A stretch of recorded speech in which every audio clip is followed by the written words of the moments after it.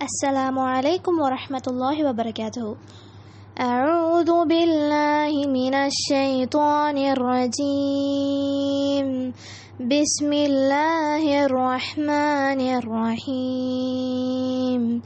وإذ ابتلى إبراهيم ربه بكلمات فأتمهن قال إني جاعلك للناس إماما قال ومن ذريتي قال لا ينال عهد الظالمين.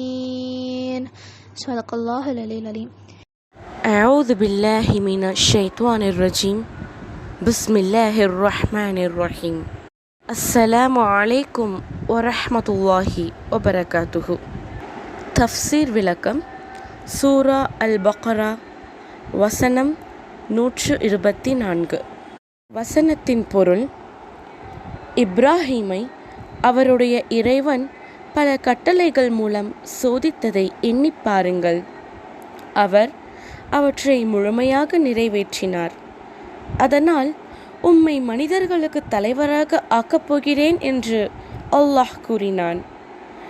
என்னுடைய வழித்தோன்றல்களிலும் தலைவர்களை உருவாக்குவாயாக என்று இப்ராஹிம் அலைஹிஸ்ஸலாம் அவர்கள் கூறினார்கள்.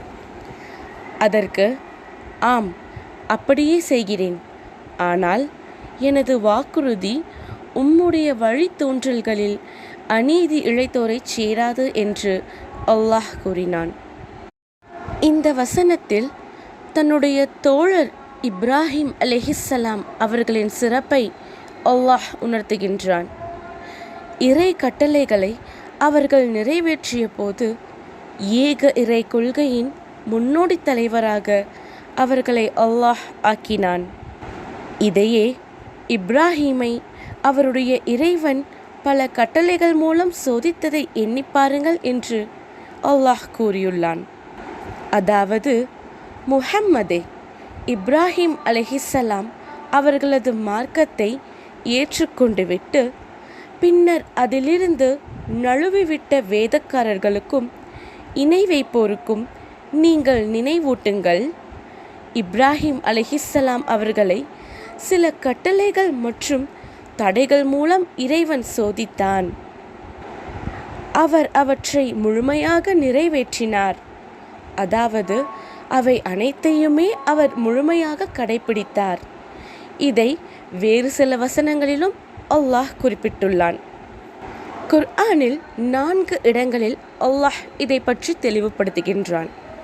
முதலாவது 53வது அத்தியாயம் 37வது வசனத்தில் அல்லாஹ்வின் கட்டளைகளை முழுமையாக நிறைவேற்றிய இப்ராஹீமின் ஏடுகளில் உள்ளவை அவனுக்கு அறிவிக்கப்படவில்லையா என்று இறைவன் கூறுகின்றான்.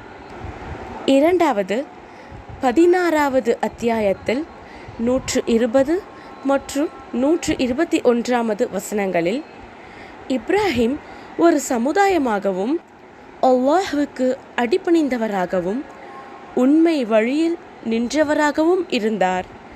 இணை வைப்பவர்களில் ஒருவராக அவர் இருந்ததில்லை. அல்லாஹ்வின் அருட்கொடைகளுக்கு நன்றி செலுத்துபவராகவும் அவர் இருந்தார். அவரை அவன் தேர்ந்தெடுத்தான், நேரான வழியில் அவரை செலுத்தினான் என்று இறைவன் கூறுகிறான். 3 மற்றும் 4வதாக 3வது அத்தியாயத்தில் 67, 68வது வசனங்களில் இறைவன் கூறுவதாவது: இப்ராஹிம் யூதராகவோ கிறிஸ்தவராகவோ இருந்ததில்லை. மாறாக அவர் உண்மை வழியில் நின்ற முஸ்லிமாகவே இருந்தார். இணை வைப்பவர்களில் ஒருவராக அவர் இருந்ததில்லை. இப்ராஹிமுக்கு மிக நெருக்கமான மக்கள் அவரை பின்பற்றியோரும் இந்த நபியும் நம்பிக்கை கொண்டோரும் தான். அல்லாஹ் இறை நம்பிக்கை கொண்டோரின் பாதுகாவலன் ஆவான் என்று இறைவன் இந்த வசனத்தில் கூறியதன் நோக்கம், வேதக்காரர்களான யூதர்களும் கிறிஸ்தவர்களும் இப்ராஹிம் அலைஹிஸ்ஸலாம் அவர்களை இறை தூதராக ஏற்றுக்கொண்டுள்ளனர். அது மட்டுமின்றி யூதர்கள் அவரை யூதர் என்றும் கிறிஸ்தவர்கள் அவரை கிறிஸ்தவர் என்றுமே குறிப்பிடுகின்றனர். எனவேதான் அல்லாஹ் இப்ராஹிம் நபியை ஒரு முஸ்லிமாகவே திருக்குர்ஆனில் பதியவிட்டுள்ளான். இன்னும் இந்த வசனத்தில் பல கட்டளைகள் என்பதை குறிக்க அரபு மூலத்தில் கலிமாத் எனும் சொல்லை இறைவன் குறிப்பிட்டுள்ளான். மார்க்க விதிமுறைகள், இறை கட்டளைகள், தடைகள் ஆகியவற்றை இச்சொல் குறிக்கும். எனவேதான் இறைவன் இங்கு இந்த வார்த்தையை உபயோகப்படுத்தியுள்ளான். அதையடுத்து மக்களால் பின்பற்றப்படும் முன்னோடி தலைவராக உம்மை நாம் ஆக்குவோம் என அல்லாஹ் அறிவித்தான். இறை நேசர் இப்ராஹிம் அலைஹிஸ்ஸலாம் அவர்களை அல்லாஹ் எந்த கட்டளைகளால் சோதித்தான் என்பது தொடர்பாக அறிஞர்களிடையே கருத்து வேறுபாடு நிலவுகிறது. இப்னு அப்பாஸ் ரலியல்லாஹு அன்ஹு அவர்கள் புனித ஹஜ் கிரியைகள்தான் அவை என்று கூறினார்கள். மற்றோர் அறிவிப்பில் அவர்கள் கூறியதாவது, தூய்மை தொடர்பான சில கட்டளைகளை இப்ராஹிம் அலைஹிஸ்ஸலாம் அவர்களுக்கு அல்லாஹ் பிறப்பித்தான். அதாவது தலைப்பகுதியில் பேண வேண்டிய 5 தூய்மைகளும் இதர உறுப்புகளில் பேண வேண்டிய 5 தூய்மைகளும் அவற்றில் இருந்தன. தலையில் மேற்கொள்ள வேண்டிய 5 தூய்மைகளாவன: மீசையை கத்தரித்தல், வாய் கொப்புளித்தல், நாசிக்கு தண்ணீர் செலுத்துதல், பல் துலக்குதல், தலைவாறுதல் ஆகியனவாகும். உடலில் மேற்கொள்ள வேண்டிய 5 தூய்மைகளாவன: நகங்களை வெட்டுதல், மர்ம உறுப்பை சுற்றியுள்ள முடியை மழித்தல், ஹச்னா செய்தல், அக்குள் முடியை அகற்றுதல், இயற்கை கடனை நிறைவேற்றிய பின்னர் தண்ணீரால் கழுவுதல் ஆகியனவாகும் என்று குறிப்பிட்டுள்ளார். நபி ஸல்லல்லாஹு அலைஹி வஸல்லம் அவர்கள் கூறினார்கள், இயற்கை மரபுகள் 5. அவை ஹத்னா செய்தல், மர்ம உறுப்பின் முடியை அகற்றுதல், மீசையை கத்தரித்தல், நகங்களை வெட்டுதல், அக்குள் முடியை அகற்றுதல் ஆகியனவாகும். அறிவிப்பாளர் அபூ ஹுரைரா ரலியல்லாஹு அன்ஹு. ஸ்வஹீஹ் புகாரியில் 5889வது ஹதீஸாகவும், ஸ்வஹீஹ் முஸ்லிமில் 430வது ஹதீஸாகவும் பதிவு செய்யப்பட்டுள்ளது. மற்றொரு அறிவிப்பில் இப்ராஹிம் அலைஹிஸ்ஸலாம் அவர்கள் நிறைவேற்றிய பல கட்டளைகளை பற்றி இப்னு அப்பாஸ் ரலியல்லாஹு அன்ஹு அவர்கள் கூறுகிறார்கள். முதலாவது தனிமை.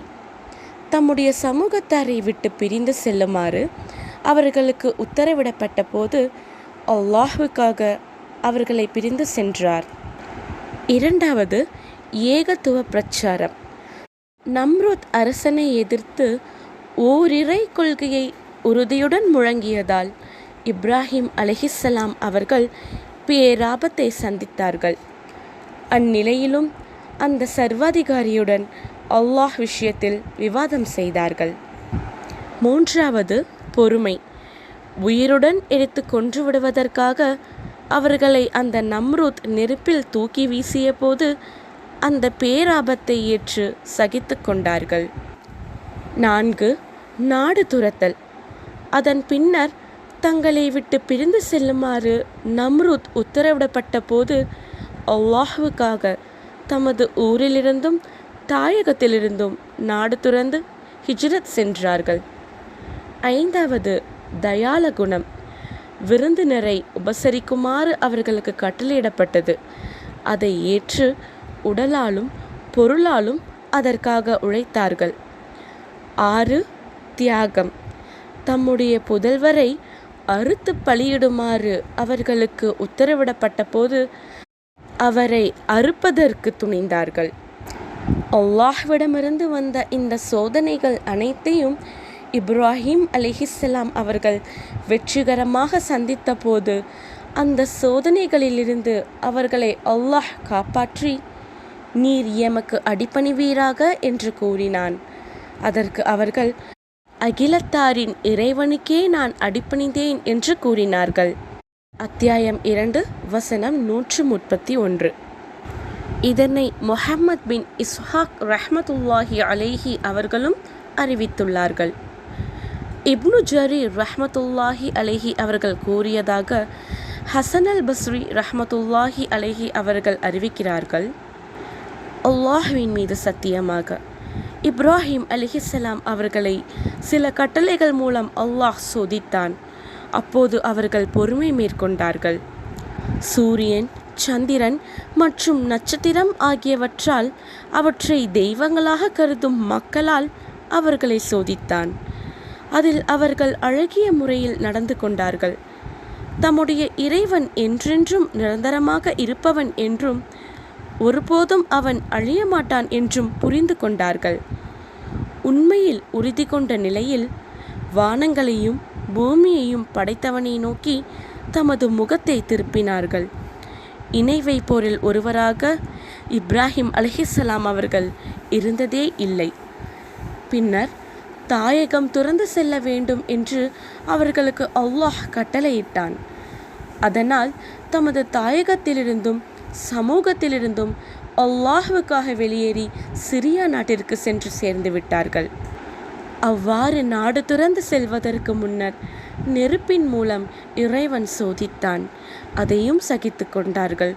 தம்முடைய புதல்வரை அறுத்து பலியிட வேண்டும் என்றும் ஹத்னா செய்ய வேண்டும் என்றும் கட்டளையிடப்பட்டார்கள். அதனையும் ஏற்று செயல்படுத்தினார்கள். இவ்வாறாக அறிஞர்களிடத்தில் இப்ராஹிம் நபிக்கு ஏற்பட்ட சோதனைகள் பற்றி பல கருத்துக்கள் நிலவுகின்றன. அடுத்ததாக இந்த வசனத்தில் அல்லாஹ் இப்ராஹிம் அலைஹிஸ்ஸலாம் அவர்களை தலைவராக ஆக்கிய போது தமக்கு பின்னர் தம்முடைய வழித்தோன்றல்களிலிருந்தும் தலைவர்கள் வர வேண்டும் என்று அல்லாஹ்விடம் அவர்கள் வேண்டினார்கள். அவர்களின் வேண்டுகோள் ஏற்றுக்கொள்ளப்பட்டது.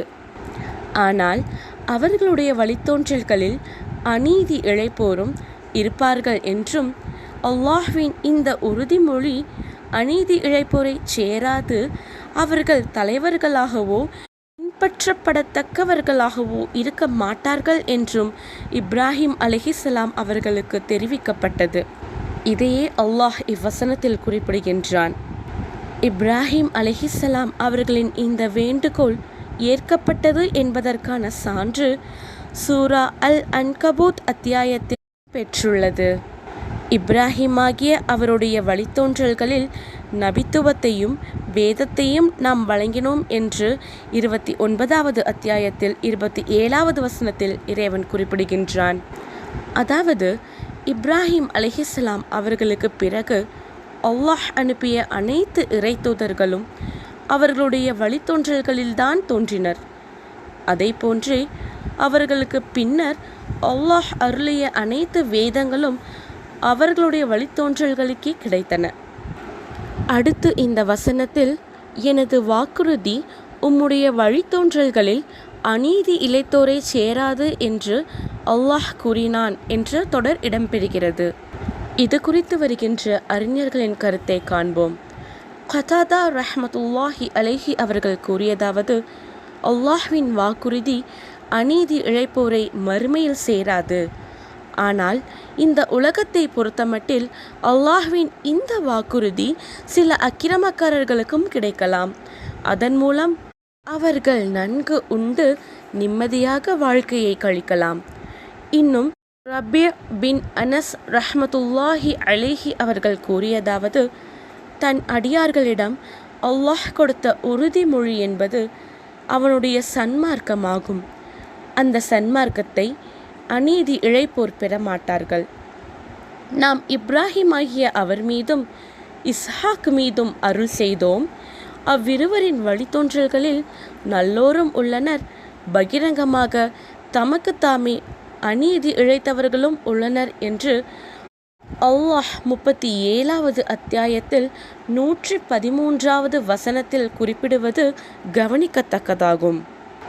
அதாவது இப்ராஹிமே உம்முடைய வழித்தோன்றல்கள் அனைவரும் சத்தியவாதிகள் அல்லர் என்பது இதன் கருத்தாகும். இந்த தொடருக்கு நபி ஸல்லல்லாஹு அலைஹி வஸல்லம் அவர்கள் விளக்கமளிக்கையில் நன்மையில் தவிர வேறு எதிலும் கட்டுப்படுதல் கிடையாது என்று கூறினார்கள். அதாவது நல்லவர்கள் மட்டுமே பின்பற்றப்படத்தக்க தலைவர்களாக இருக்க முடியும். அல்லாஹ்வின் வாக்குறுதி என்பது அவன் வழங்கும் நபித்துவத்தை குறிக்கும் என்று சுத்தி ரஹ்மத்துல்லாஹி அலைஹி அவர்கள் கூறினார்கள். இவையெல்லாம் இவ்வசனம் தொடர்பாக முற்கால விரிவுரையாளர்கள் அளித்த விளக்கங்களாகும். இவற்றை இப்னு ஜரீர் ரஹ்மத்துல்லாஹி அலைஹி அவர்கள் எடுத்து கூறியுள்ளார்கள். இன்னும் இப்னு குவைஸ் மின்தாத் ரஹ்மத்துல்லாஹி அலைஹி அவர்கள் கூறியதாவது, ஓர் அநீதியாளர் ஆட்சி பிரதிநிதியாகவோ நீதிபதியாகவோ மார்க்க தீர்ப்பு வழங்குபவராகவோ இன்னும் சாட்சி கூறுபவராகவோ அறிவிப்பாளராகவோ இருப்பதற்கு தகுதியானவர் அல்லர் என்றும் விளக்கம் அளிக்கப்படுகிறது. அல்ஹம்துலில்லாஹ். இன்னும் அடுத்தடுத்த வசனங்களின் தஃப்சீர் விளக்கங்களை அடுத்தடுத்த காணொளிகளில் கேட்போம் இன்ஷா அல்லாஹ். அஸ்ஸலாமு அலைக்கும் வரஹ்மத்துல்லாஹி வபரகாத்துஹு.